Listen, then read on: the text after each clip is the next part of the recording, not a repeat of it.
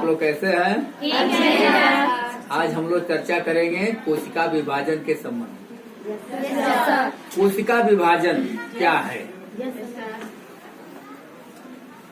आइए हम देखते हैं।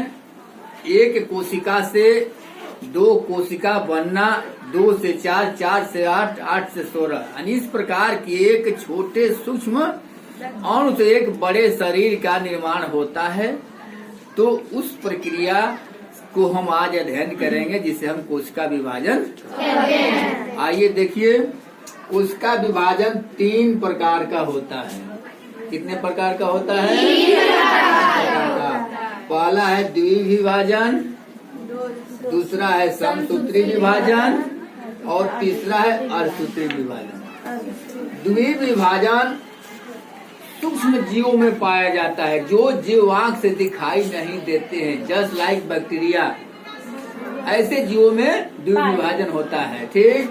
समसूत्री विभाजन सभी कोशिकाओं में होता है जो थोड़ा उच्च कोटि के होते हैं, लेकिन दैहिक कोशिकाओं में होता है, यानी उन कोशिकाओं में होता है जिनके द्वारा शरीर का निर्माण हुआ है।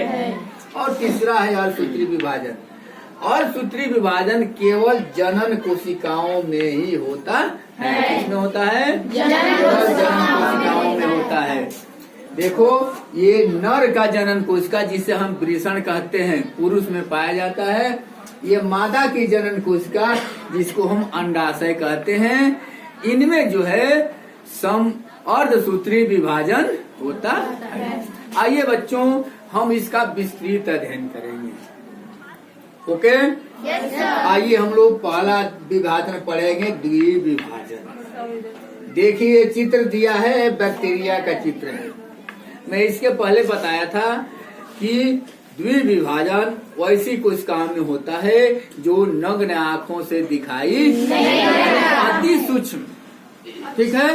ये बैक्टीरिया है, ये विभाजन होने के लिए तैयार होती है। ये पहला स्टेज है।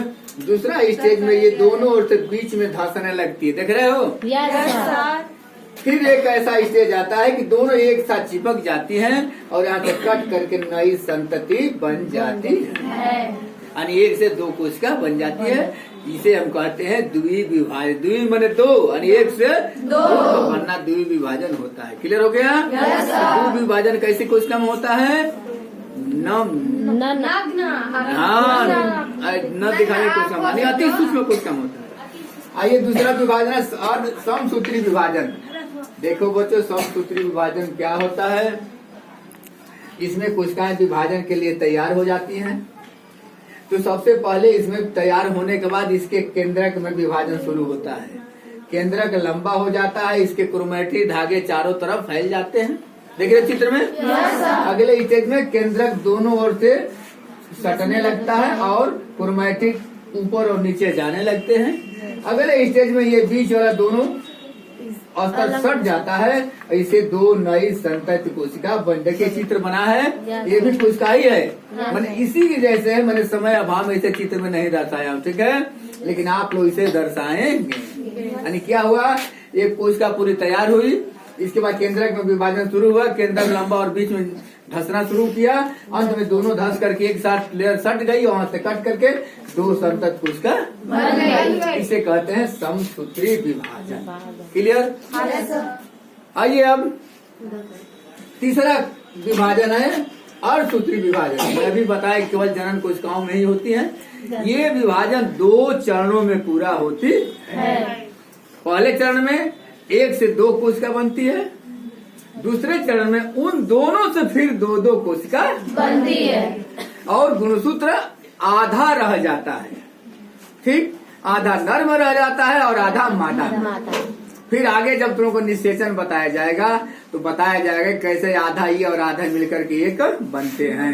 देखिए, ये कोशिका है जनन कोशिका, पूरी तरह से तैयार हो गई। दूसरे स्टेज पर ये केंद्रक बीच में धंसना शुरू हुआ, क्रोमैटिड मोटे और चपटे होने लगे। ठीक है। अगले क्रम में ये कोशिका के बाहरी वाल में धीरे धीरे अंदर धंसना शुरू की है और केंद्रक दीवार आपस में सटने के कगार पर है और क्रोमेटिन धागे इसमें दोनों ओर अलग अलग आ जाते हैं। अगले स्टेज में दो भागों में ये सट करके कट जाता है और दो नई संतत कोशिका बन जाती है। देख लिए। फिर वैसा ही विभाजन इन दोनों का अलग अलग होगा। इसमें क्या होगा, केंद्रिका का जो है अस्तर गल जाएगा, क्रोमेटिड सीधे दिखाई देंगे, ये चपटे और गांठ नुमा रचना में बदल जाएंगे। देख रहे हो बीच में गांठ है, दो दो चपड़ों में फट गए हैं। ये इसमें भी वैसा ही चित्र है, चित्र आप लोग बना लेना, मैं नहीं बनाया हूँ। इसमें क्या होता है मैं बताया था, सेंट्रोमियर, दोनों सेंट्रोमियर से दो भाग को कट करके ऊपर चला जाता है, एक नीचे चला जाता है। ये ध्रुव बनाते हैं, ऊपरी ध्रुव और निचली ध्रुव। यहाँ से धागे जैसी रचना बनती है जिन्हें हम तर्कु कहते हैं। तर्क आप देखे होंगे, पोल गड़ा है ना फिजिक्स का, और वहां से तार खींचा जाता है तो पीछे क्या है कि छड़की बांधी जाती है, ख्याल किए हैं? वैसे ही तर्क बना होता है और दोनों क्रोमेटिड के सेंट्रोमियर से जुट जाता है। सेम चित्र ऐसे ही इसमें भी होगा। इसके बाद ये जो है कोशिका केंद्रक झिल्ली जो है आपस में बीच में दबने लगती है। ये केंद्रक दोनों तरफ से तर्क को खींचता है और एक स्थिति आती है कि ये जो चार क्रोमेटिड है, 1 2 3 4, ये आधा आधा कट जाते हैं और आधा इधर खींचा जाता है, आधा इधर। देखो इधर खच किया, आधा आधा इधर खच किया। इसके बाद दोनों लेयर, दोनों जो है वाल आपस में सट जाती है, ये कट करके और दो नई संतत कोशिका। सेम इसमें भी कट करके ऐसा चित्र बनेगा और यहाँ से भी दो नई संतत कोशिका, यानी 1 2 3 4। और सूत्र विभाजन में 1 से 4 कोशिका है। और सूत्र विभाजन 2 स्तरों में पूरा होता है। एक स्तर में 1 से 2 और दूसरे में 2 से 4। ठीक है बच्चों, ये फिगर बना लेना और घर पर जाकर इसको कम से कम 10 बार दोहराना। ठीक है, तो थैंक्स।